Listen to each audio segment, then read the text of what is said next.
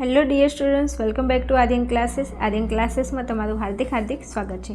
ચલો વિદ્યાર્થીઓ, આજે આપણે ધોરણ 10ના વિદ્યાર્થીઓ માટે ફેબ્રુઆરી માર્ચ 2025 તમે અહીં જોઈ શકો છો અને એનું ગુજરાતીનું આજે આપણે પેપર સોલ્યુશન જોવાના છીએ.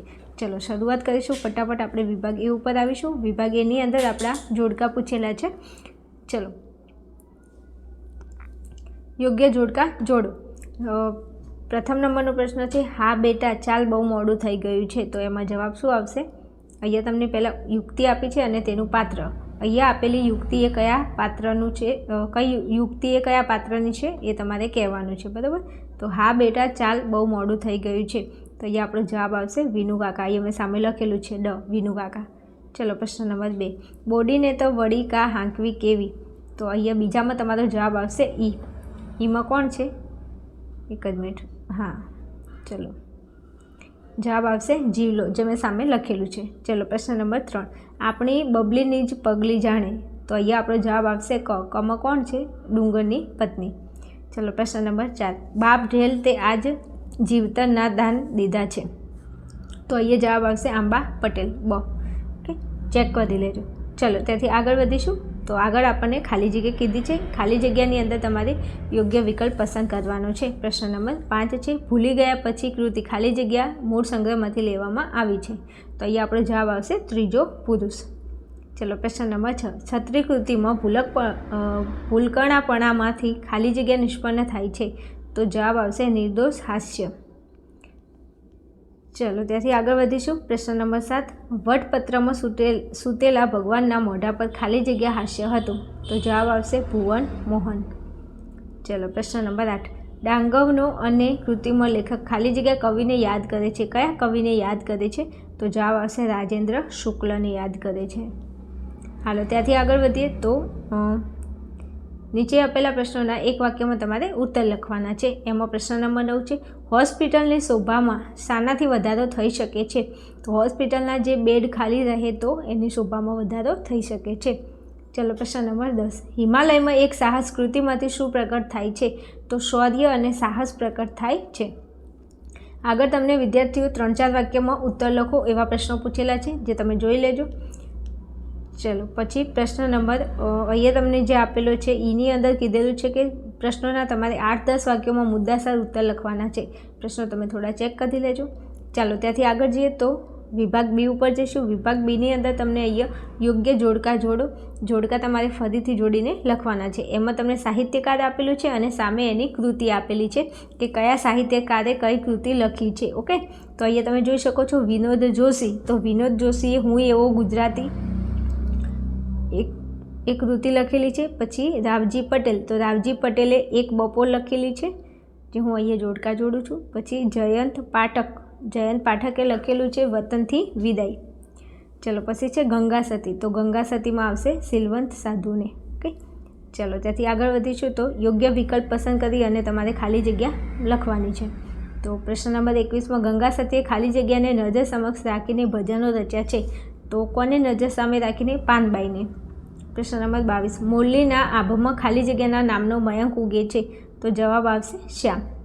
ચલો પ્રશ્ન નંબર 23, કુટુંબ જીવનના સંબંધોનું મધુર ચિત્ર ખાલી જગ્યા કાવ્યમાં છે. તો જવાબ આવશે ચાંદલિયો. વનમાં ચાંદલિયો ઉગ્યો ને રસિયા મને સૂરજ થઈ લાગ્યો. ચલો પ્રશ્ન નંબર 24માં વતનથી વિદાય થતાં કવિ વતન પ્રત્યેનો ખાલી જગ્યા અનુભવે છે. તો જવાબ આવશે તલસાટ. ઓકે, ચલો ત્યાંથી આગળ વધીએ. તો પ્રશ્નોના તમારે એક વાક્યમાં જવાબ આપવાના છે.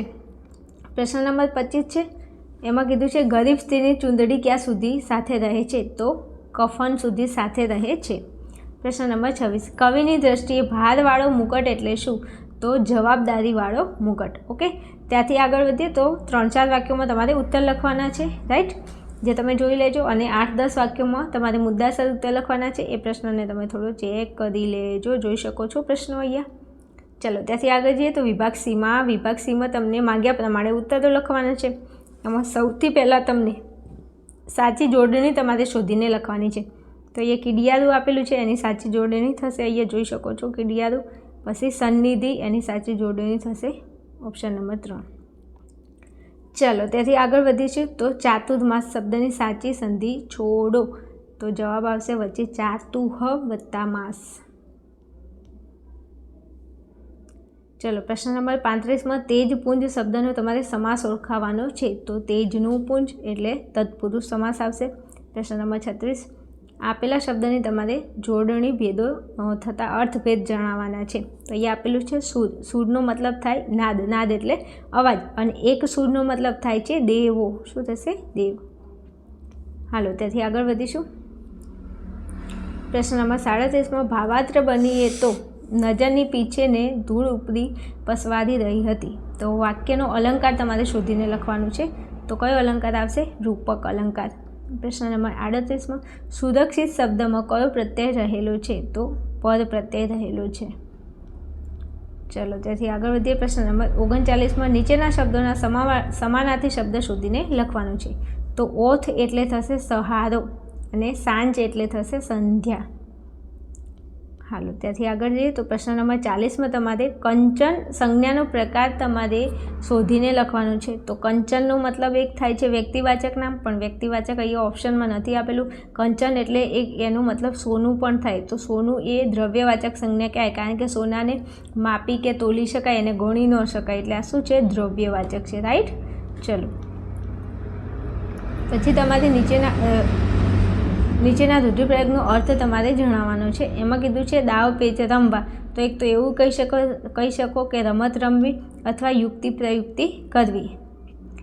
ચલો પ્રશ્ન નંબર 42માં કહેવતનો અર્થ તમારે લખવાનો છે બાંધી મુઠ્ઠી લાખની, ઘરમાં રહેતા આબરૂ સચવાય. વાત સાચી છે, ઘરની વાત ઘર સુધી બહાર ના જવી જોઈએ, નહીં તો પછી આપણી ઇજ્જત ના રહે, એવું વાત છે.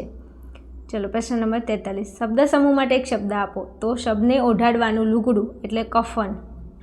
પ્રશ્ન નંબર 44 શબ્દ માટે વિરોધી શબ્દ આપો, તો એ શ્યામ છે. શ્યામ એટલે થોડું કાળું, શ્વમ થાય, એનું વિરોધાર્થી થાય સફેદ, અને શ્વેત લખો તો પણ ચાલે. ચલો આગળ વધીએ. પ્રશ્ન નંબર 45 ઉપર જઈશું. નીચેના વાક્યને કર્તરી વાક્યમાં ફેરવો, તો જશોદા મૈયાથી કૃષ્ણ કુંવરને શણગારાયા, તો જશોદા મૈયાએ કૃષ્ણ કુંવરને શણગાર્યા અથવા શણગાર્યો જેમ લખો તેમ, પણ અહીંયા જશોદા મૈયા એ આવે, અહીંયાથી છે. ઓકે, અને તમને કર્તરી કીધું છે એટલે. ચલો પ્રશ્ન નંબર 46 તળપદા શબ્દનું શિષ્ટ રૂપ લખો, તો ખોભણ. ખોભણનો મતલબ થાય ગુફા અથવા ખીણ પણ લખી શકો. હાલો ત્યાંથી આગળ જઈએ તો પ્રશ્ન નંબર 47માં તમારે વિશેષણનો પ્રકાર શોધીને લખવાનું છે, તો અહીંયા થોડા એ વિશેષણ છે અને એ પ્રમાણવાચક છે. પ્રશ્ન નંબર 48માં ક્રિયા વિશેષણ શોધીને લખવાનું છે, તો અહીંયા કદી એ ક્રિયા વિશેષણ છે અને તેનો પ્રકાર થશે રીતિવાચક. ચલો પ્રશ્ન નંબર 49ની અંદર તમારે સૌંદર્ય શબ્દના ધ્વનિ ઘટકો છૂટા પાડવાના છે, તો સ વત્તા ઓ વત્તા ન વત્તા દ વત્તા અ વત્તા ર વત્તા ય વત્તા અ. મજા આવી ગઈ છે સાંભળવાની. ચલો પ્રશ્ન નંબર 50 વાક્યનું તમારે પ્રેરક વાક્યમાં રૂપાંતર કરવાનું છે, તો આપણે પ્રેમ શૌર્યનું ગીત ગાઈએ, તો આપણે વિદ્યાર્થીઓ પાસે પ્રેમ શૌર્યનું ગીત ગવડાવીએ. આ પ્રેરક થાય, કોકને પ્રેરણા આપીને કામ કરાવો એમ. ચાલો ત્યાંથી આગળ વધીએ તો પ્રશ્ન નંબર 51માં છંદ ઓળખાવાનો છે, તો છંદ અહીંયા કીધો છે ભણતા પંડિત નિપજે લખતા લઈયો થાળ, ચાર ચાર ઘઉં ચાલતા લાંબો પંથ કપાય. આ દોહરો છે. છંદ કયો છે? દોહરો. પછી એ તમને આપેલું છે યમન સભ લગા, કયા છંદનું બંધારણ છે? તો શિખરીણી આવશે.